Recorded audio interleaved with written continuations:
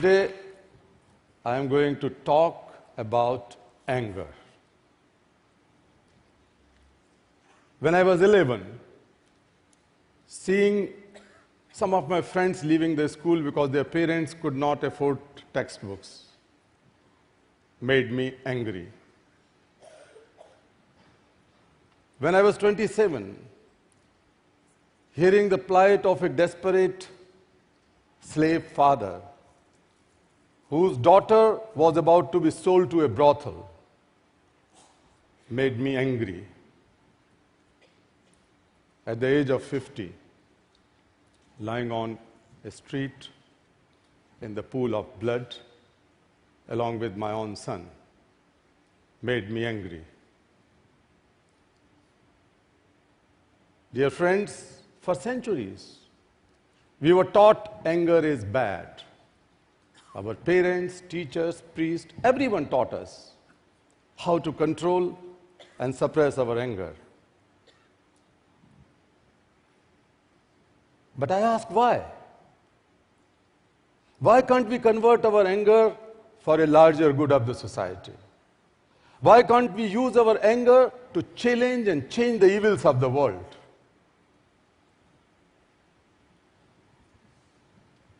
That I tried to do. Friends, most of the brightest ideas came to my mind out of anger. Like when I was 35 and sat in a locked up tiny prison. The whole night I was angry. But it has given the birth of a new idea. But I will come to that later on. Let me begin with the story that how I got name for myself. I have been a big admirer of Mahatma Gandhi since my childhood. Gandhi has fought and led India's freedom movement. But more importantly, he has taught us how to treat the most vulnerable sections, the most deprived people, with dignity and respect. And so, when India was celebrating Mahatma Gandhi's birth centenary in 1969, and that time I was 15, an idea came to my mind. Why can't we celebrate it differently? I knew, and perhaps many of you might be knowing, that in India, a large number of people are born in the lowest segment of caste, and they are treated as untouchables. These are the people, forget about allowing them to go to the temples, they cannot even go into the houses and shops of high caste people.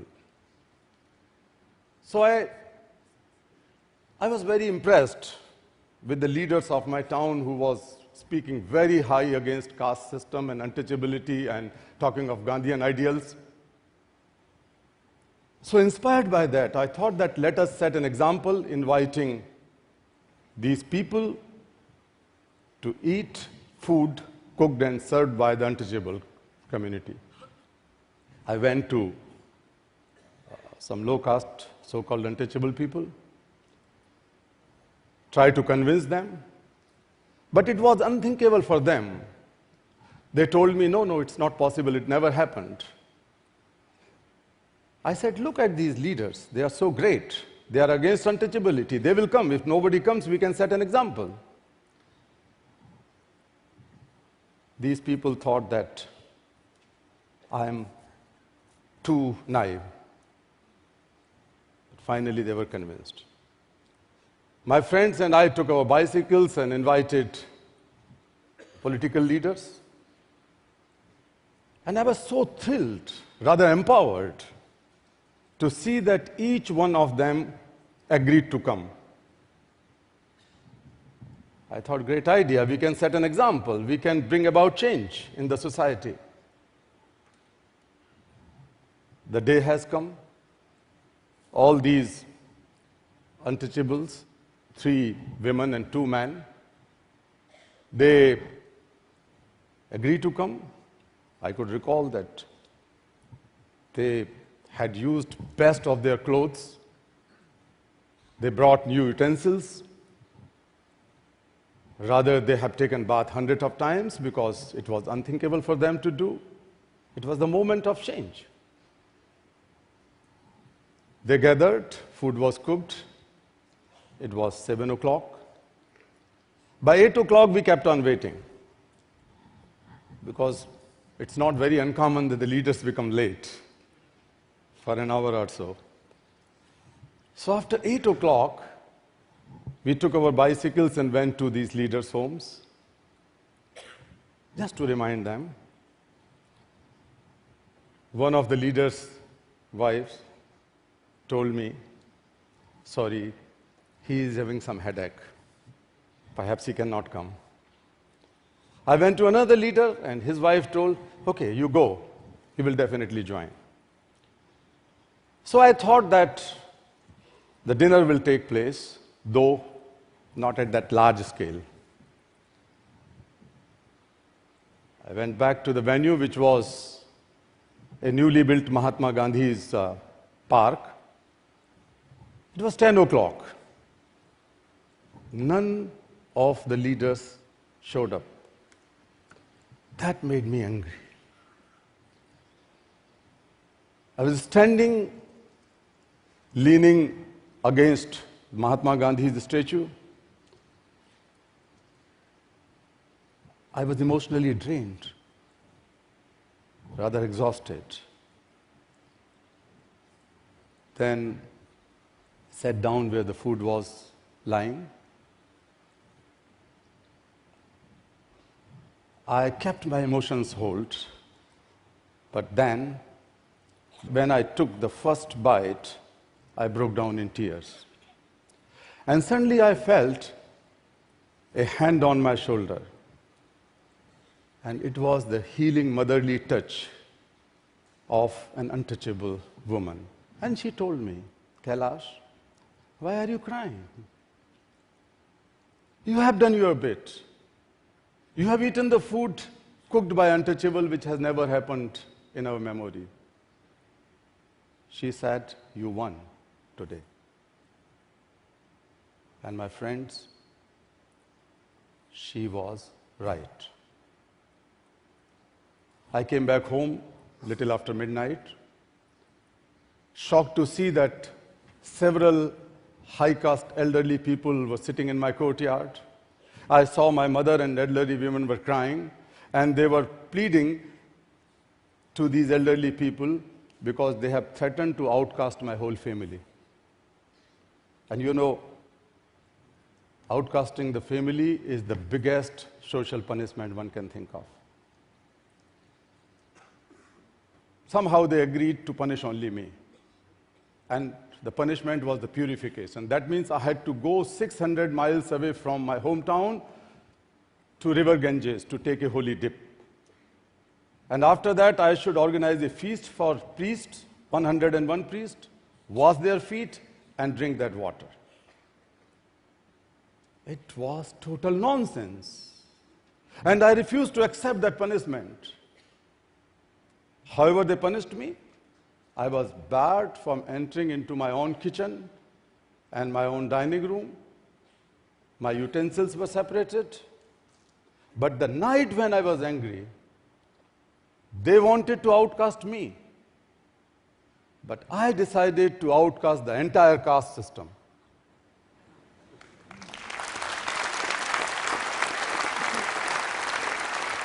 And that was possible because the beginning could have been to change the family name or surname, because in India, most of the family names are caste names. So I decided to drop my name. And then, later on, I gave a new name to myself, Satyarthi. That means seeker of truth.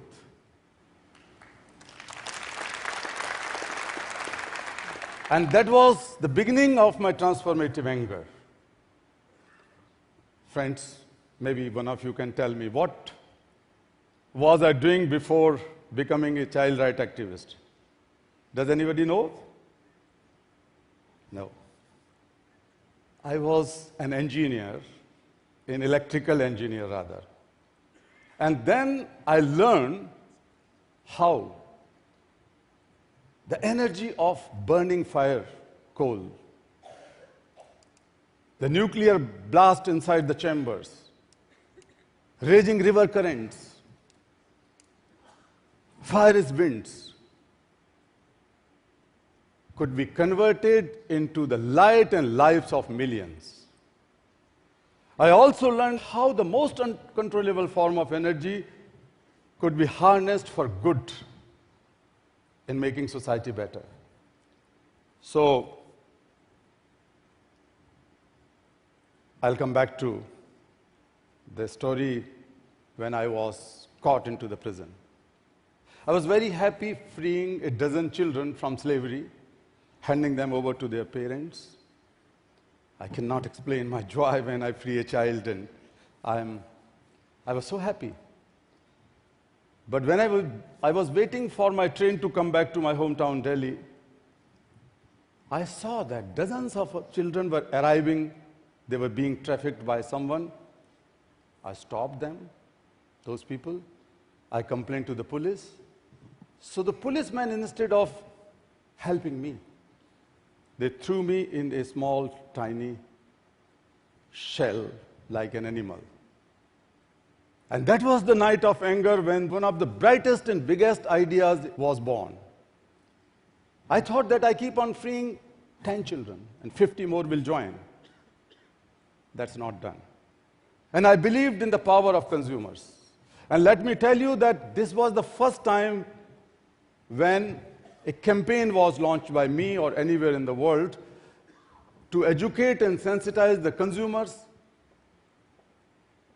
to create a demand for child labor-free rugs. In Europe and America, we have been successful, and it has resulted in the fall in child labor in South Asian countries by 80%.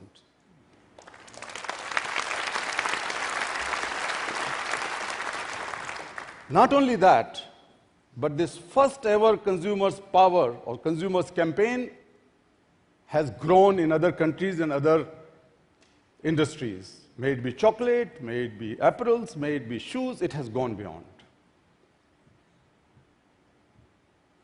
My anger at the age of 11, when I realized that how important is education for every child, I got an idea to collect used books and help the poorest children.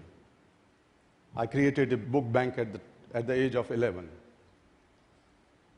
But I did not stop. Later on, I co-founded world's single largest civil society campaign for education, that is Global Campaign for Education. That has helped in changing the whole thinking towards education from the charity mode to the human right mode. And that is concretely helped in reduction of out-of-school children by half in last 15 years.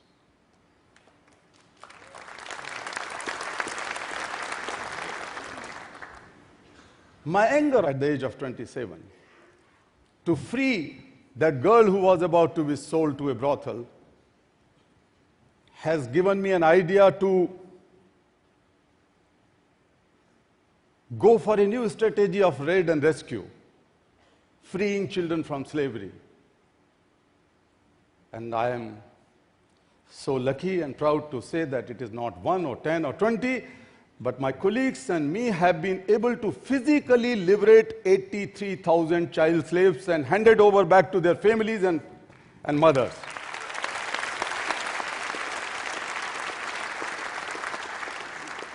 I knew that we need global policies. We organized the worldwide marches against child labor, and that has also resulted in a new international convention to protect the children who are in worst forms. And the concrete result was that the number of child laborers globally has gone down by 1/3 in last 15 years. So, in each case, It was anger. It began from anger, turned into idea and action. So anger, what next? Idea and anger, idea, action, which I tried to do. Anger is a power, anger is an energy, and the law of nature is that energy can never be created and never be vanished, can never be destroyed. So why can't the energy of anger would be translated or could be translated and harnessed to create a better and beautiful world, more just and equitable world? Anger is within each one of you. And I will say a secret in a few seconds, that if we are confined in the narrow shells of egos and the circles of selfishness, then the anger turned out to be hatred, violence, revenge, destruction. But if we are able to break these circles, then the same anger could turn into a great power. We can break these circles by using our inherent compassion and connect with the world through the compassion to make this world better. The same anger could be transformed into it.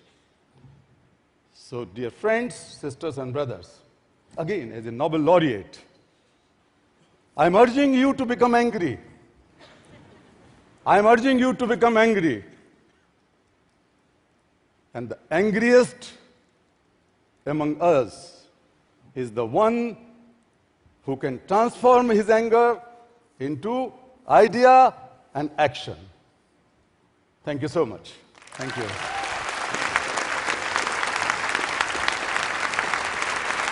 Thank you.